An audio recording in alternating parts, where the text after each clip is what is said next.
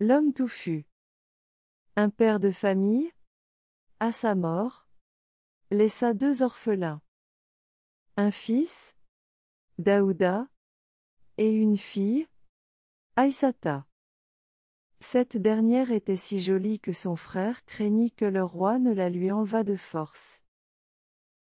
Aussi construisit-il, dans son champ même, une case où il la logea pour la soustraire à sa vue. Il cessa lui-même d'habiter le village, et vécut près d'Aïssata pour la protéger, si besoin était. Un jour que Douada chassait l'éléphant, un bouvier se présenta à la porte de la case et demanda à boire. L'orpheline lui apporta de l'eau. Après avoir bu, le bouvier dit à la jeune fille: « Tu es vraiment jolie. Si tu y consens, je te prendrai comme femme et je te donnerai 100 taureaux en dot. Moins, éloigne-toi bien vite, répondit Aïssata, mon frère ne saurait tarder. S'il te rencontrait ici, tu serais un homme mort. Le bouvier prit au sérieux l'avertissement et s'enfuit sans même s'occuper de son troupeau qui paissait près du champ de mille des orphelins. Une fois rentré au village, il courut trouver le roi, et lui dit: « Seigneur, je sais où vit une jeune fille d'une beauté sans égale et je puis te l'amener. À condition que tu me donnes des hommes pour l'enlever, car elle est gardée par son frère, qui est d'une extrême cruauté. » Le roi fit escorter le bouvier par 30 cavaliers, qu'il guida vers la case de Daouda. Quand la petite troupe fut à peu de distance, le bouvier se rappela la menace de vengeance que lui avait faite Aïssata. La peur le reprit. Il s'arrêta net et s'adressa à son escorte. « Encerclez cette case. C'est là que se trouve la jolie fille que nous devons ramener au roi. Quant à moi, je m'en vais à la recherche de mon troupeau, qui s'est égaré ce matin. » Les cavaliers chevauchèrent vers la case. Aïssata, qui les voyait venir de loin, appela son frère en lui criant: « Voici des cavaliers qui viennent m'enlever. » Daouda cessa aussitôt son travail. Rentra dans la case prendre ses armes et, revenant, l'arc tendu et le carquois à l'épaule, dit à sa sœur: « Je vais les tuer tous, à l'exception d'un seul, qui ira annoncer la mort de ses compagnons à celui qui les a envoyés ici. » Les cavaliers étaient maintenant proches de la case. Ils poussaient des cris aigus pour épouvanter le défenseur d'Aïssata. Mais Daouda avait commencé à décocher ses flèches, dont chacune traversait de 3 à 4 cavaliers. Il abattit ainsi 29 hommes et n'épargna que le dernier, qui s'enfuit et alla prévenir son maître du désastre.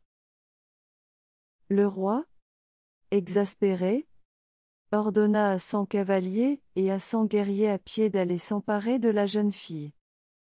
De tous ces hommes, il n'en revint qu'un au village.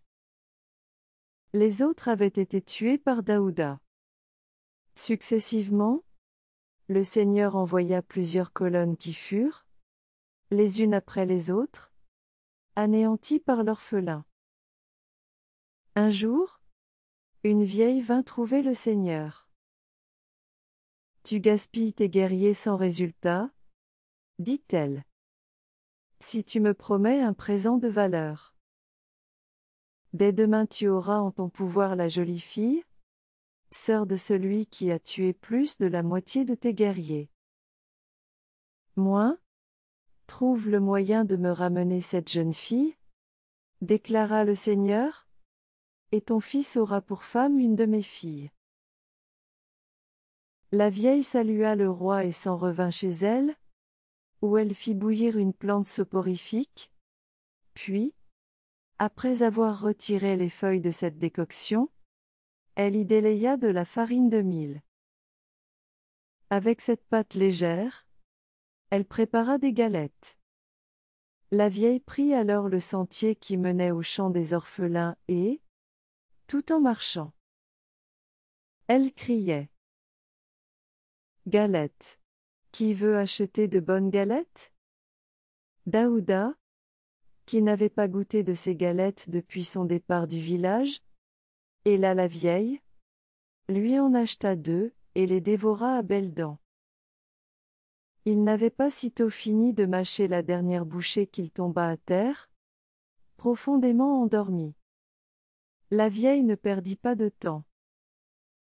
Elle courut prévenir le seigneur qu'il pouvait sans crainte envoyer prendre Aïssata par 2 hommes seulement, car son défenseur ne se réveillerait pas avant le lendemain. Le roi dépêcha 2 hommes avec ordre de se saisir de l'orpheline. Quand Aïssata les aperçut, elle secoua son frère. Réveille-toi. 2 hommes viennent pour s'emparer de moi. Moi? Passe-moi mon carquois et mon arc. Balbutia Daouda, sans faire le moindre mouvement, tant qu'il était engourdi par le sommeil. Les cavaliers s'emparèrent d'Aïssata et l'amenèrent chez le roi, qui l'épousa.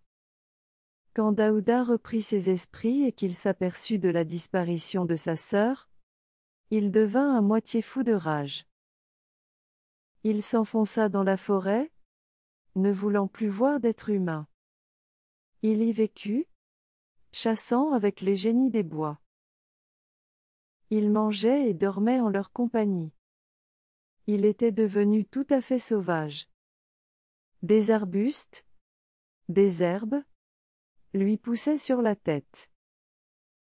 Un jour que, fatigué de marcher, il s'était étendu sous un arbre, des bûcherons l'aperçurent.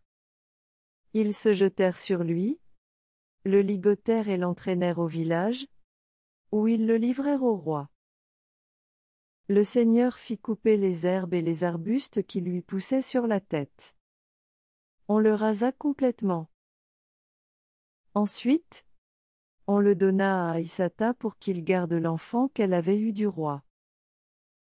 Aïssata ne reconnut pas son frère en ce captif, alors que Daouda avait su tout de suite que la femme qui se tenait devant lui était sa sœur. Il prit l'enfant dans ses bras et chanta.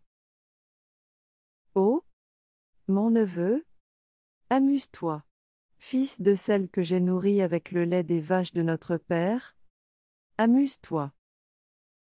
Aïssata, en l'entendant, se mit à pousser des cris. Le seigneur, inquiet, accourut aussitôt. Seigneur, dit-elle, tu as fait de mon frère ton captif et tu me l'as donné pour garder mon fils. Le roi demanda à Daouda si Aïssata disait la vérité. Celui-ci alors raconta toute son histoire. Quand son récit toucha à sa fin, son beau-frère lui donna de l'or et de l'argent en quantité, des bijoux, des chevaux, des vaches, et lui abandonna tout pouvoir sur la moitié du village. Par la suite, il lui confia une armée à commander, car Daouda avait prouvé, aux dépens même du roi, qu'il était brave et qu'il tirait adroitement à l'arc.